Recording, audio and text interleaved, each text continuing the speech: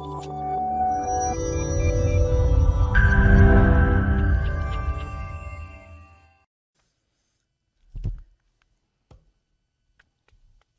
we're here. We are here. So we have gotten invited into a Facebook group.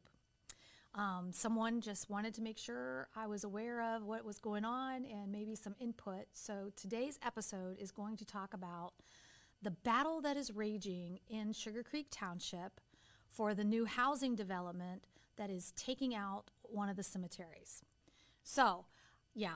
What are they going to do with all the bodies? Yeah, there are questions. So let me just give you some background information as it was presented and online.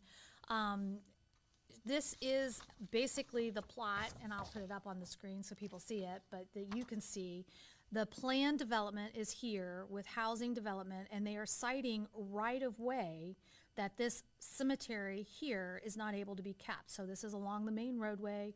They're saying that the right-of-way, the way that the road has to go, won't allow for that cemetery to be adjacent to the right-of-way, but the house lots that they are showing, specifically 17 through 21, are similar along that right-of-way.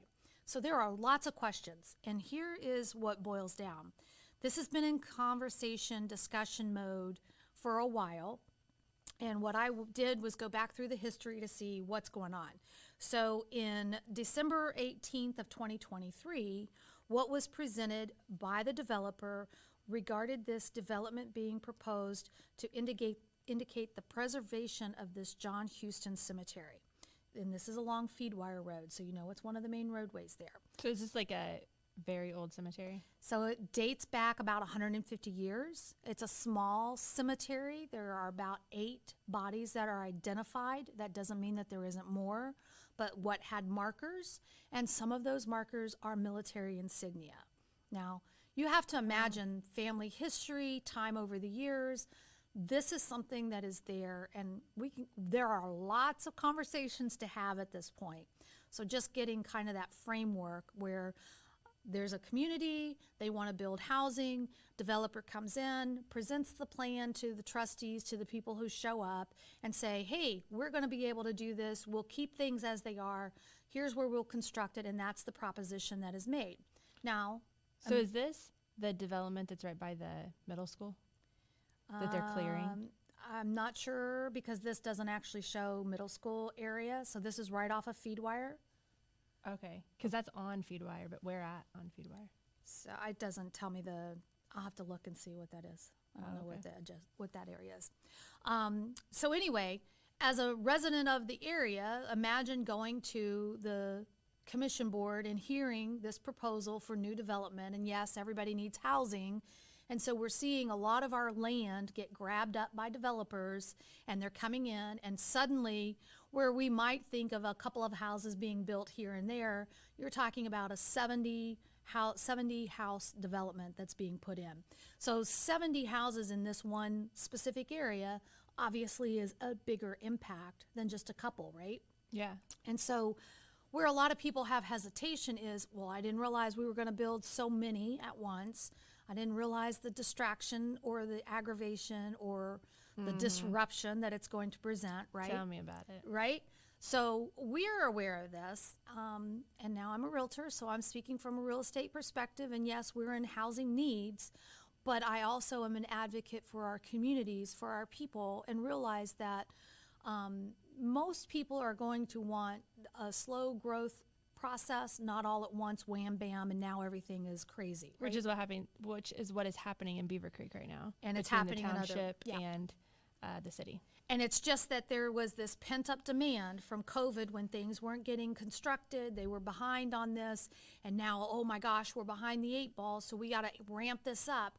And now you see almost every community you drive in, you're seeing these developments that are getting full-blown taken on, right? Yeah. But it is affecting the traffic, it's affecting the flow, it's affecting all the things. The schools, the people that were living there now are having to deal with all of these things. Yeah. Well, imagine this scenario where we're talking about a cemetery. Obviously, that's a totally different conversation that needs to be had. But I think that from the residents' perspective, they would expect that at the first hearing, the way that this is presented, that's going to be preserved. Great, no problem.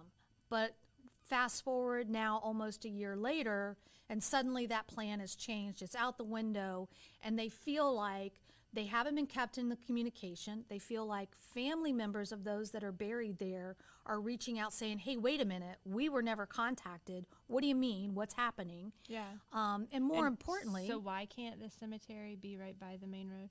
So they're saying for the right of way to allow for that easement area, the drivability for what they want. This is what they're saying.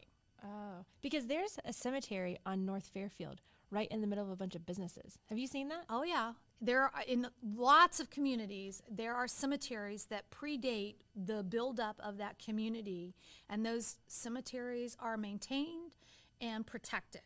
So this is where I start digging in. You asked me to be a part of this group, and now they've been able to be on all of our news channels, have interviewed the people, and basically they're like, oh, well, it's a dead deal.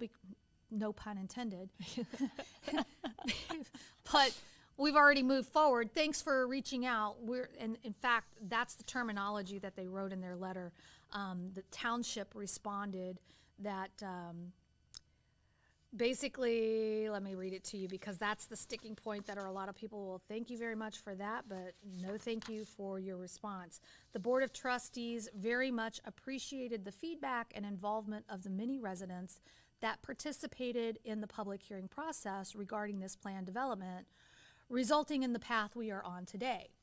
Well, that's kind of like, thank you, sit down, and let's just be quiet, right? Like, there's nothing more to hash about this, but I think the bigger question is if family members of those who were buried there did not have a say, were not officially contacted, this just should not be a matter that's resolved over and done. So is the cemetery part of the land that was sold to the developer? So I can't answer that, but you can see by the map that it is in what would be considered green space. Whether that was excluded from or a part of, I don't know the answer directly for that. Okay, so here's kind of my thinking. I thought you bought the land when you get buried there.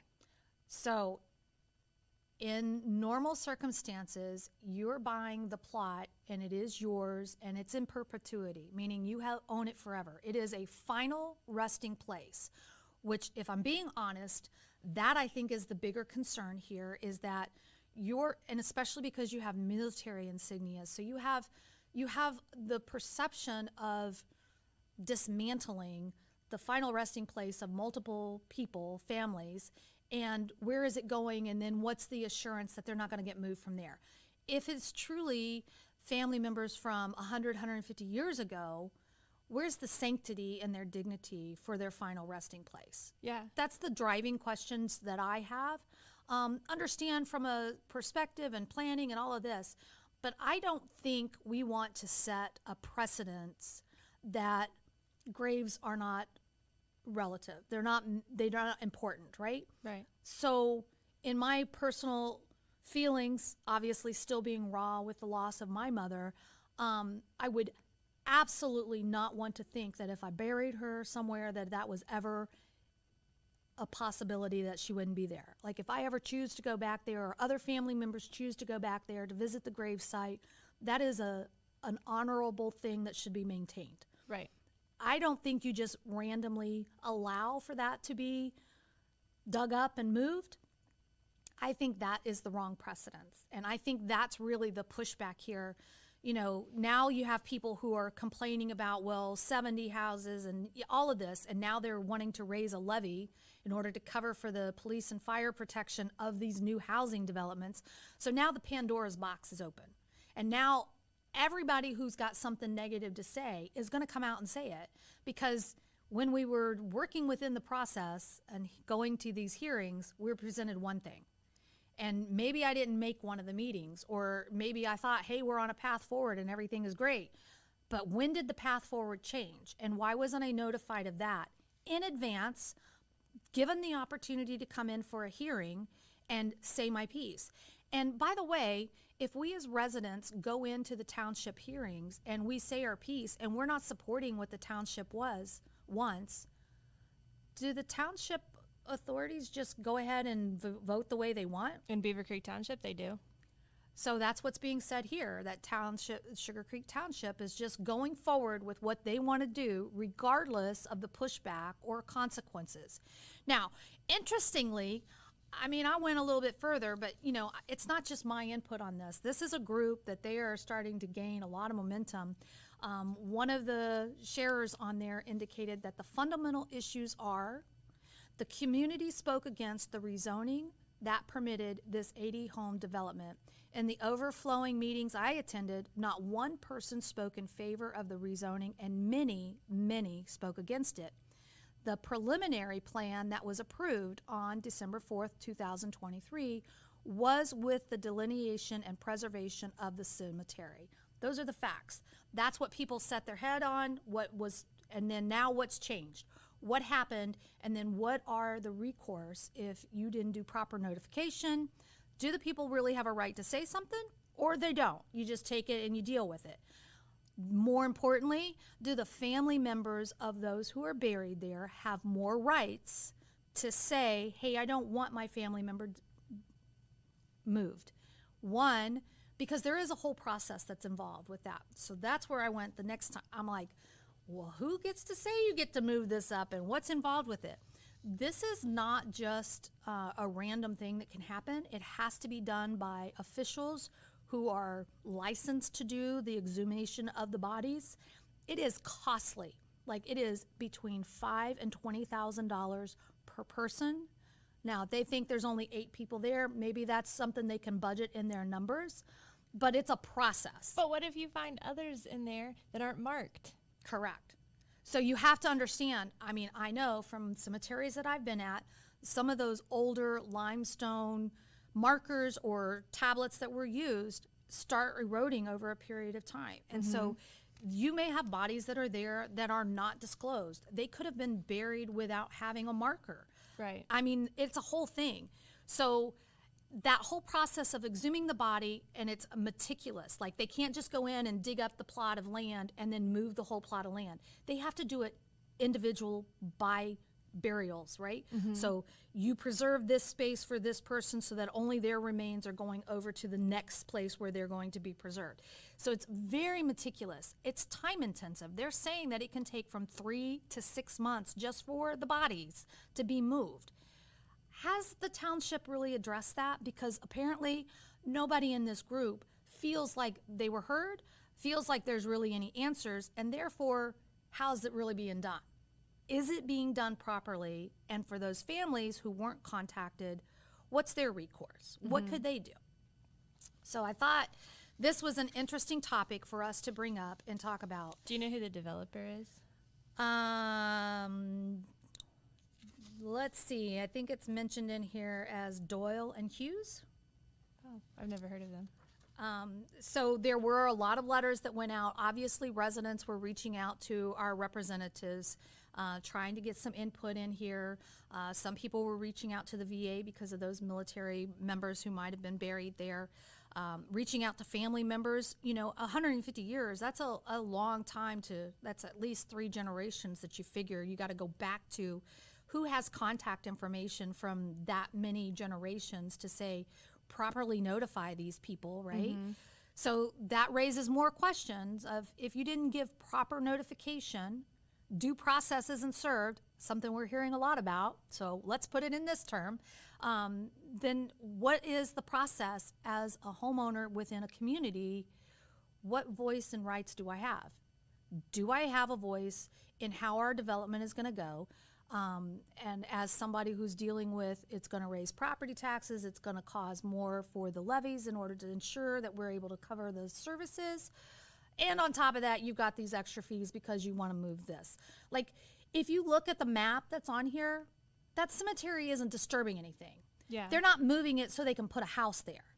But if their argument is that it is infringing on the right of way, then how are these lots that are on the same adjacent line, same roadway, able to come back and extend the way that that cemetery did? Yeah, this makes no sense. reasonable doubts here, people. And understand that we do need new housing and we want to develop our areas, but at what cost? And to what form of process? If you really mess around and irritate those residents who are currently living there, they could up and move. And now you've lost people, and now you don't need the housing because, Right. I mean. And I think there's two big issues. There's the whole cemetery issue, which is like completely by itself. But then you have that there is now another development in this area going in where there is an overwhelming not in favor of going in, and the township trustees or the zoning board or whomever these hearings have been held in front of just would rather look out for the taxes and the business that it brings in than actually building a sound structure of the city or the township. And listening to the resident base that's there. Yeah. That's how they got into position, you would think, or these residents are the ones that voted them in. Right, and they can be voted out. They can be. So if you are mad about things that are going on in your government entity, your city, your township, your village, look up when those people's terms are due and get them out of there. Yeah. If they are not representing the people, then get them out. They don't deserve to be in power. And I think that's really the whole part of this is that, yes, there is a process. If you go to the hearings and you get voiced and you can be heard and it's disregarded, then you really feel like, well, why would I go to the next hearing and do anything if they're not going to listen to me? So leadership, township people, trustees, you need to be aware if you're not advocating and listening to and representing your people, then you're going to lose that base and you will be voted out. It may take a while, but you are going to get voted out. And another option that most people don't know is you can put something on the ballot. So if the township trustees make a decision and you don't like that decision, go to the Board of Elections and they'll help you fill out something. You get the signatures required, and then you put that on the ballot and have the people that live in that zone vote on it. And if I understand, you don't have to wait for a full-blown election. You can put it on as a special ballot with, the shorter term limits that come up and things like that, where, hey, maybe you don't get as many people out there. They're still going to pass off of the ratio of the votes that are coming in. Right. So if you have a stronghold and there's enough residents that are against this, as it appears to be, if you're the only ones that show up for that special election, guess what? You can get that opposed in the favor of the way that you want it. Yeah. So there is process. So the same kind of thing happened close to my neighborhood that we've talked about before. But so the thing with us, though, is it sits on the city township line. So we were told if we go ahead and put it on the ballot, he can just petition to get that annexed into the city, and then it goes in anyway. Ugh. So there's a workaround if they want. Right. And back to the people, the township trustees and the city council and the village trustees. Look at their financials. That is all public knowledge. Get on, find who has donated to them, and see if any of these developers are on there. Yeah, interesting. Because like you said, this isn't really a developer name that we're familiar with in our area. Maybe they're new to the area, which welcome, but. And also check for spouses or other family members with the same last name, because they could also be donating in those names.